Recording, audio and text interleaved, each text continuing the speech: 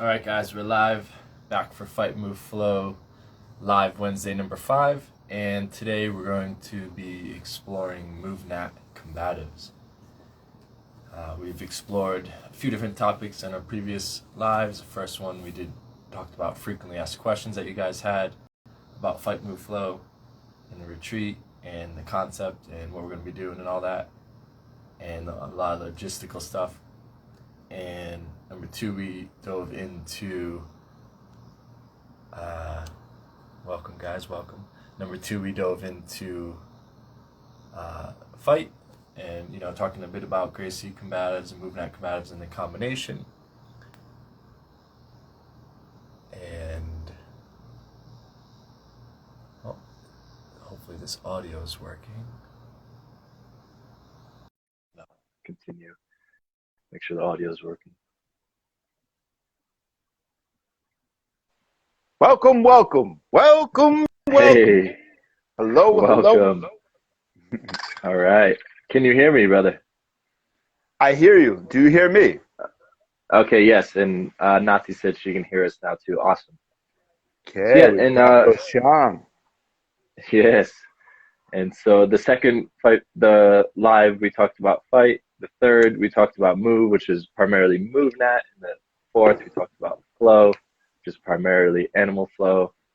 And now, on this one, we're talking about MovNat Combatives in particular. Yeah. By special request. By special request, yes. From me. From you. Absolutely. So, yeah. Because in the fight portion of Fight Move Flow, we'll be exploring a bit of Gracie Jiu-Jitsu, Gracie Combatives in particular, and also MovNat Combatives. So we're going to kind of isolate just the MovNat Combatives on its own. I talk about Jiu-Jitsu all the time, and so it'd be nice to kind of explore what MovNat Combatives is for those who are wondering. Yeah, kind of big picture framework, right? So, you all know who I am. If you don't, there's lots of stuff. So we could just jump into it. Done plenty of lives by this point. Yeah. So I'm going to run through the questions first so that because you have some idea, but just to review them for you quick, and then also so that the listeners know what we're actually going to talk about, and then they can decide, is this interesting for me or not, right? So here are the questions. First is very simple. What drew you to MovNat Combatives? Next, what's the why or reason for MovNat Combatives? Why does this thing exist? Yeah. Next, what separates or differentiates MovNat Combatives from other martial arts and combat sports systems? Next would be, how does MovNat Combatives integrate with the overall MovNat system? Next question is, how would a group session actually look? What would this actually look like? And maybe we'll have some more details about that. And then the final question is, what things could someone do in their daily or weekly practice that could get them started integrating at least some element of MovNat Combatives even today, right? And what would be maybe like a minimum so-called, although minimum effective doses can get this whole kind of biohacking, I want a shortcut thing, can be not so good sometimes. But sometimes it is nice to have this minimum effective dose for entering into something, let's say that, right? So those are the questions to start out, and we'll go back to the first one. So what drew you, Nate, to MovNat Combatives? So I came across MovNat Combatives after I was already pretty sold on MovNat itself, the whole system MovNat has itself. So this MovNat has this whole philosophy and foundation of efficiency, of practicality, of universality, right? So everything MovNat does is very practical. We train for not only effectiveness, but we train to transition that to efficiency. And everything MovNat is universal. You know, it's not specific to any gender, age, region, origin. It's applies to all humans around the world. Um, so knowing that about MovNat, and of course there's a lot more. There's 12 principles that MovNat follows, but those are just three. Um, Knowing that, when I come across MovNat Combatives, I could see, it's kind of a no bullshit kind of approach to self-defense and combatives. So there's a slight distinction. Isn't that the between beautiful thing about MovNat in general? Right. That Exactly. it is a no bullshit approach, right? That practical principle really kind of helps to. It's a good forcing. What do they call that? A forcing. Well, whatever. A forcing factor, we could call it, for making sure that it's a good filter. A forcing filter. That's it. That filters out the things that aren't so relevant for this practice, right? And practicality. Yeah. Okay. So yeah. Right.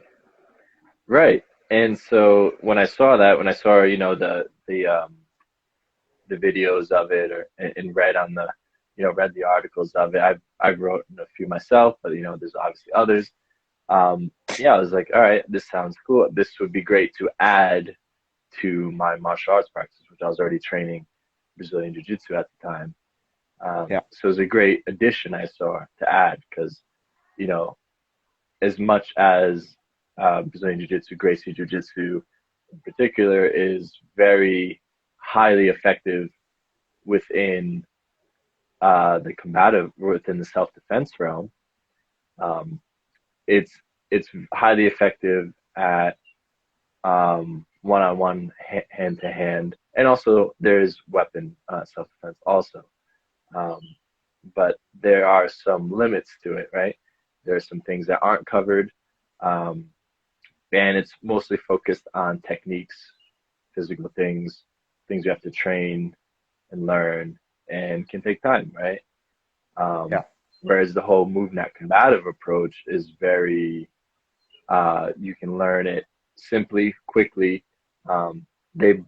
Everything we teach in MovNat combatives has the idea of you need to be able to understand it and apply it within 5 minutes, and then you be able to work. So it's a mindset thing as much as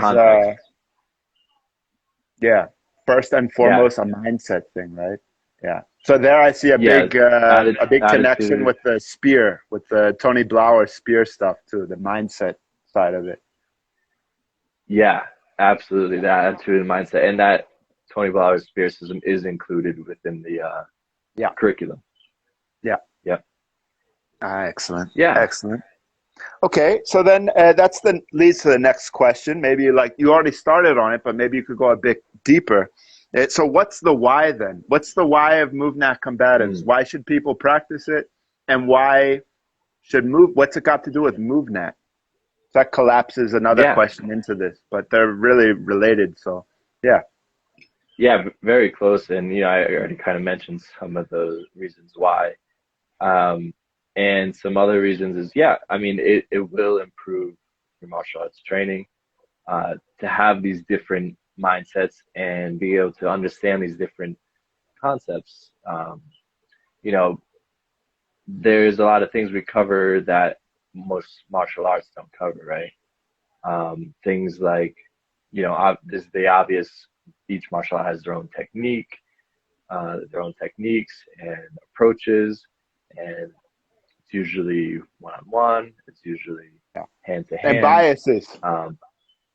And biases, yep.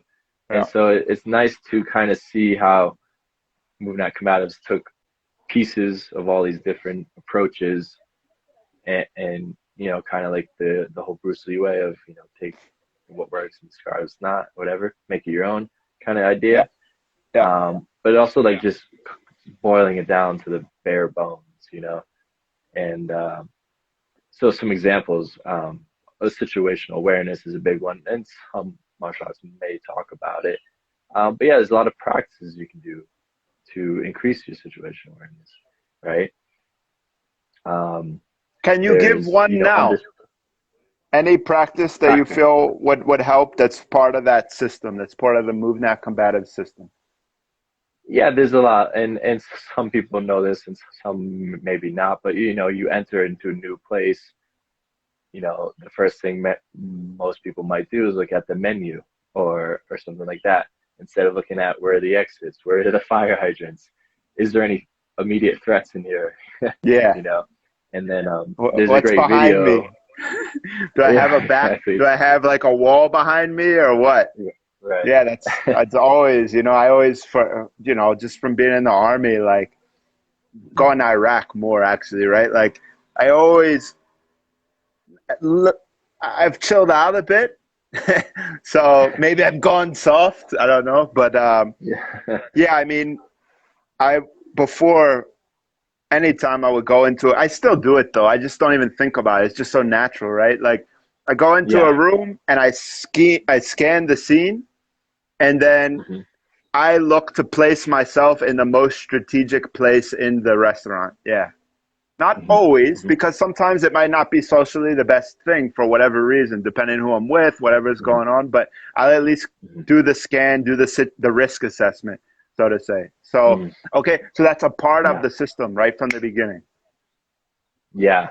And That there's a kind of great thing. That's video important. that yeah, there's a great video shown in the course, and it's obviously pretty common. It's not the only time this happened, but there's they had the cameras inside this restaurant showing the bar, and the guy at the bar on his phone, and everything looks normal. Then all of a sudden you start noticing some commotion going on all around him, and he's still looking at his phone. And then a couple minutes pass, and all of a sudden it got to the point where everyone is either crawling or running out of the restaurant, and armed robbers are in front of this guy's face in front of the bar, and he looks up from his phone finally after 5 minutes of all this stuff going on around him. He looks up and there's armed people right in front of him. Like he had zero situational awareness. Yeah, And it's obviously very common people to get lost in their phones and not yeah. pay attention to the world around them. So that's one Yeah, so this common even example. starts to carry over into some ideas of mindfulness, right? It's funny how good practices seem to come to the same conclusions and a lot of things coming from completely different ways. It's not Right. like people are doing MovNat Combatives and like staring at a candle or something like that, although probably that some of them do, right? But it's not like that's the idea, but it ends up Hmm. still being a mindful practice. How Yeah. about it, huh? Yeah. And so that's one basic one, and then there's other concepts we go over, like the OODA loop, um, Yeah, observe, orient, decide, act, used yeah, in originally for fighter pilots, right? yep, yep. And just to put yourself through this loop to decide, the through situational awareness, the best next actions, and then see how that worked, and then go through it again. Constantly putting yourself through this OODA loop.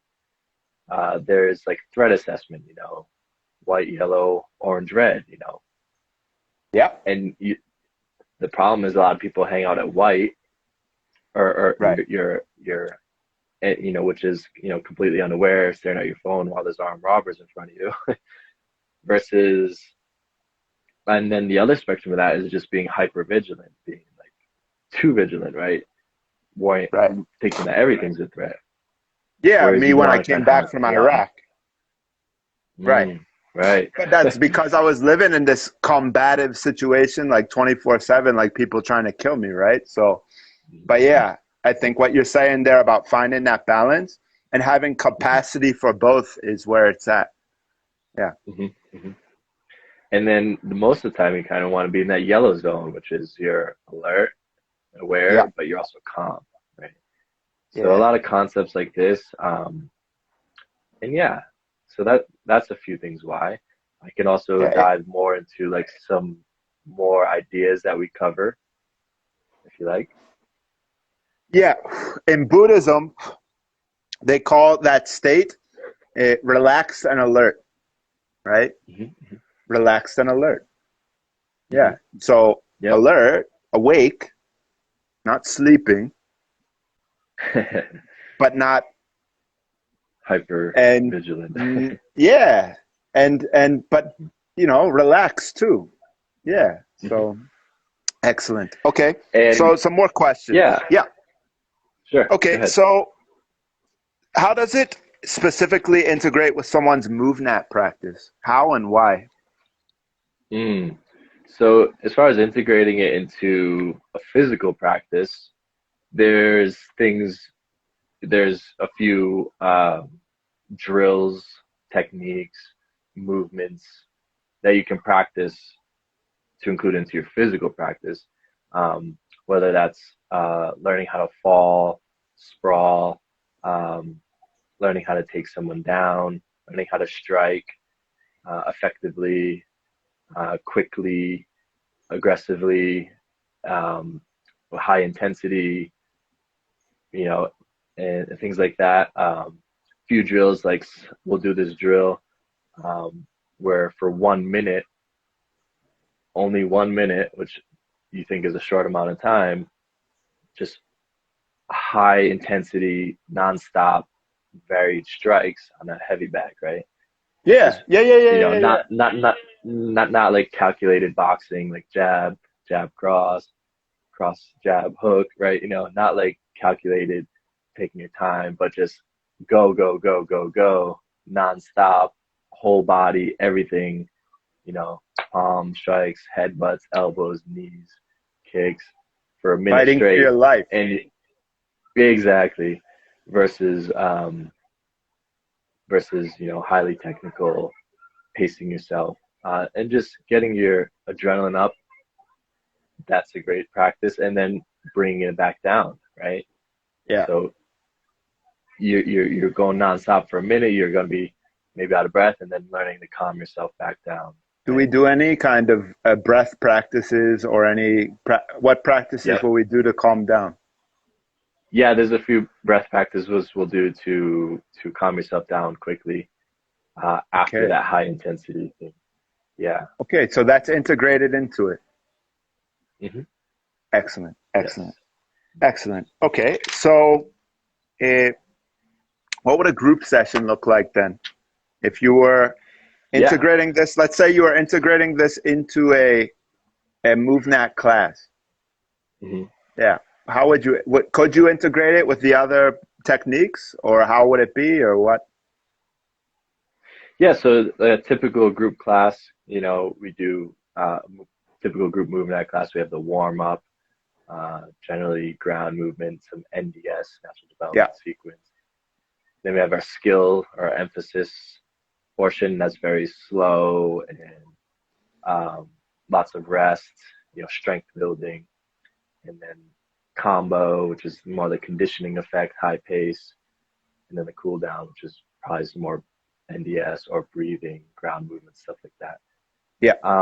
And to incorporate combatives into that, it would likely be in either the skill building portion, um, practicing falling, practicing getting up, um, combatively, right? Combative stances in positions, and practicing these strikes. Or it could be included in the conditioning effect for that high intensity, like we were just talking about, 1 minute, nonstop, all out effort, you know, as part of the combo, the conditioning effect. Okay. And we could also talk about some of the concepts that we briefly touched on um, in either the warm up or the cool down, just to get people thinking. You know, talking about some other concepts like, you know, what does the aggressor want? What are the three things the aggressor wants? What are the three things the aggressor doesn't want? You know, what is the aggressor looking for?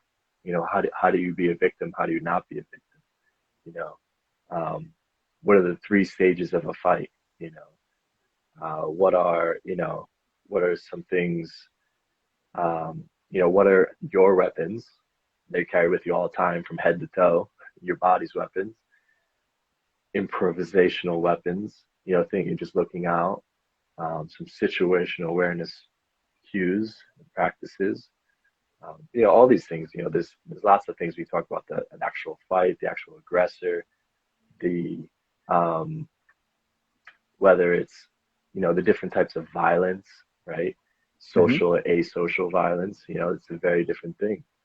Um, and yeah, you know, and then as far as the physical practices, that'd be more tactics and techniques and stuff. Okay. So then I have a question for you that I feel could help to bring it home for people and maybe give them something to chew on, something to think about, maybe to practice. You mentioned how to be a victim and how to not be a victim. Is it possible Right. to talk a bit more about that and how somebody could apply that in their life?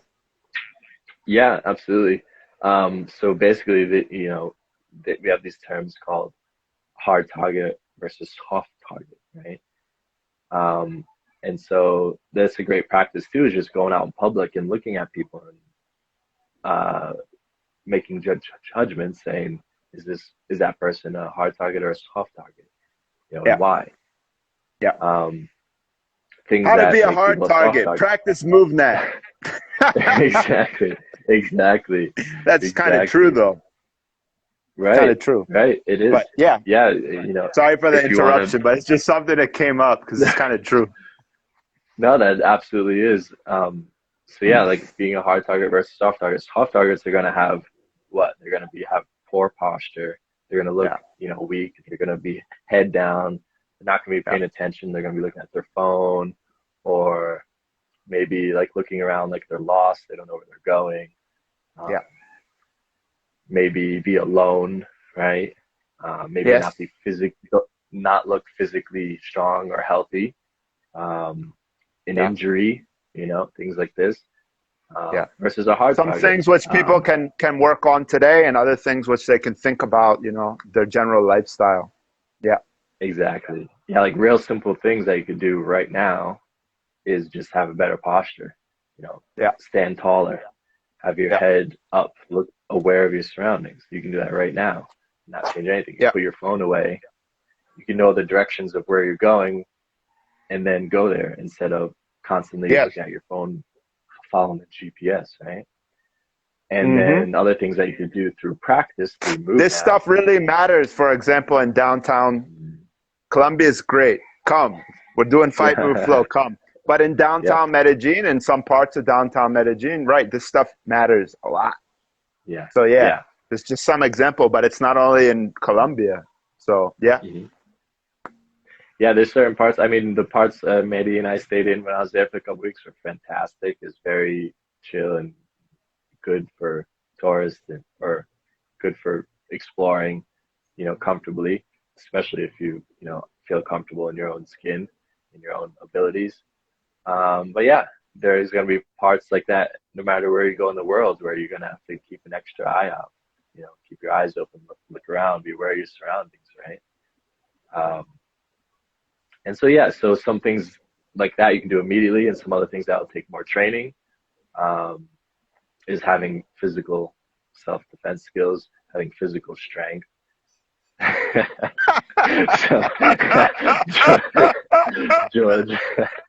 George is like, this man's puffing on a cigar, hard target.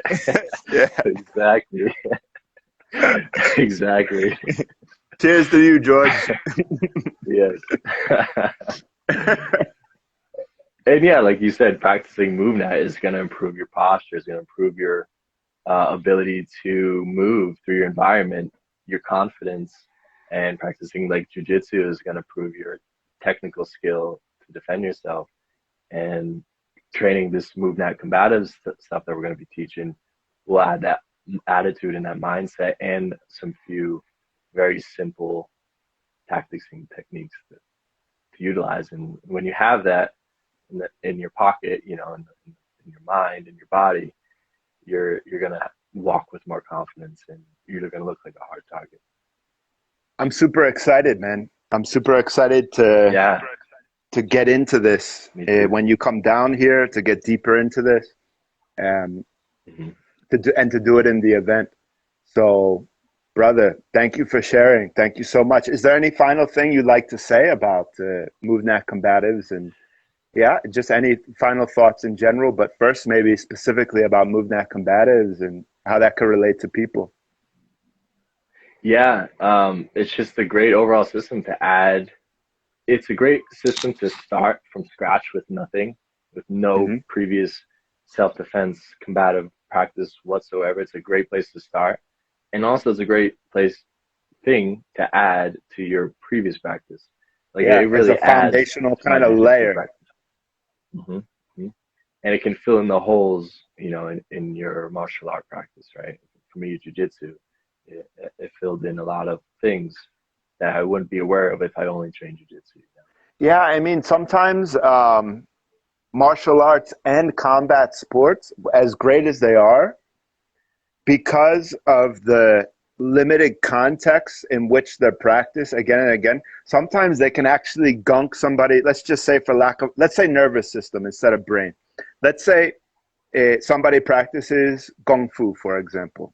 Chinese martial arts, great. Lots of good stuff going on there. Lots of body awareness, lots of flexibility, also striking power, lots of wonderful things. Energy, movement, even all that stuff, great, right?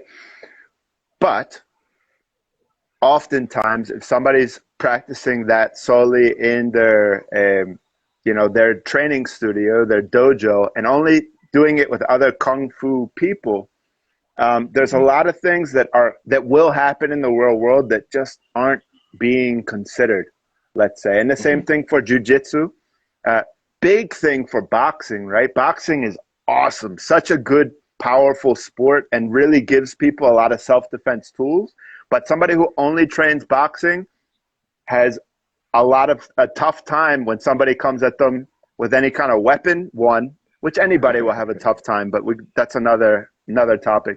But if somebody shoots in on them too, right? It's like they don't know what to do.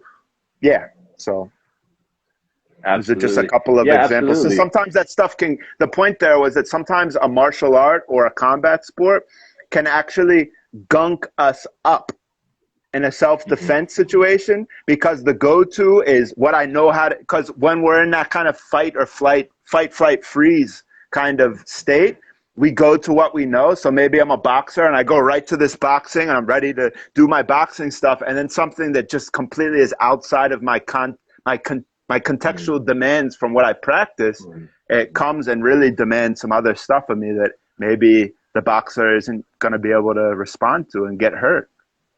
So Exactly. Exactly. And there's another thing I didn't mention that we like to do with Move Back Battles is create these scenarios. You know, create yes. these wild scenarios that you don't, you know, practice in your average martial art. And that's, you know, for a few examples, you know, being in a scenario where you're injured or you're ill or you have a third person that you need to protect. So it's not just self-defense, but it's a third party, maybe a baby, maybe a Which is loved where one, it's right? more likely you're going to be using it if you're not, looking for fights.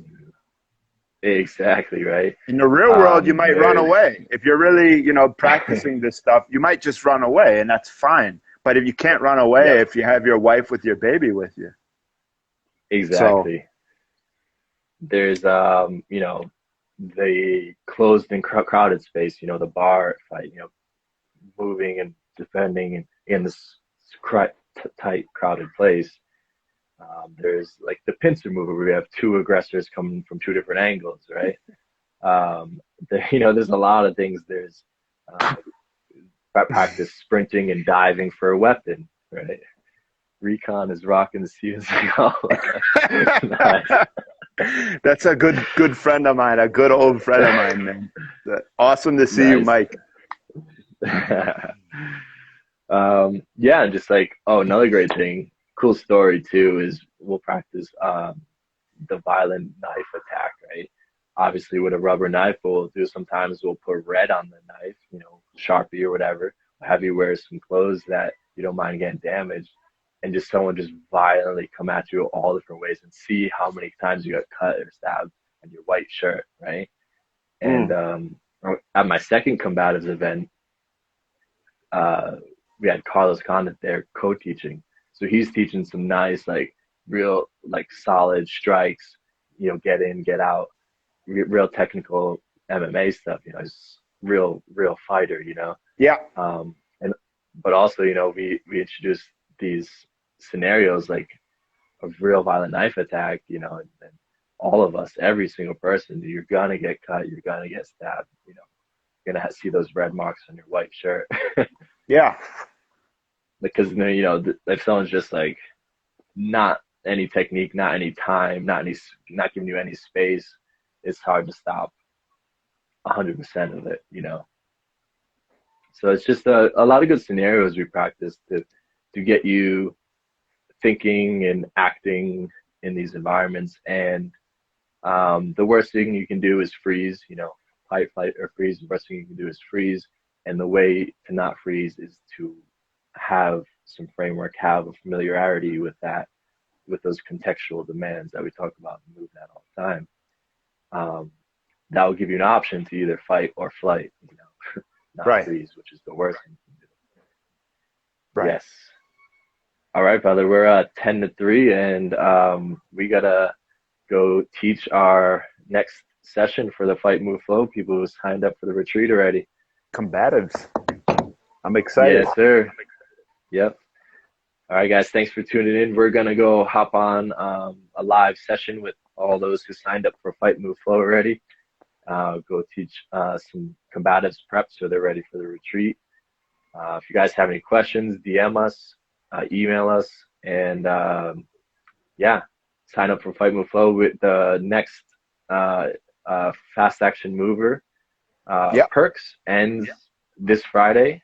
I believe that's the 24th off the top of my head.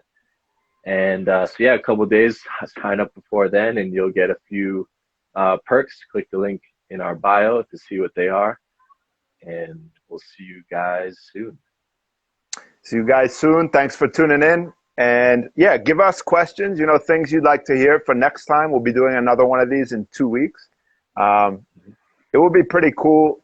Do these Instagram lives, do they sometimes, they allow 3 people? I don't know about that. Okay. But maybe we can look into that. Yeah, I'd love to talk more with Vic about this. I think it's interesting. Oh, yeah. It could be a fun public Vic conversation. So yeah, I didn't even mention Vic, but Vic is the man in black who created and formulated the whole MovNat Combatives curriculum and is the only one that teaches it. Yeah. And he's just an overall badass dude, jumping out of helicopters, wrestling alligators, and whatever else he does. Yeah. Sure. All right, guys. Thanks for tuning in. All right, everybody. And we'll see you guys in 2 weeks. Peace. Click the link in bio. Check it out. Peace.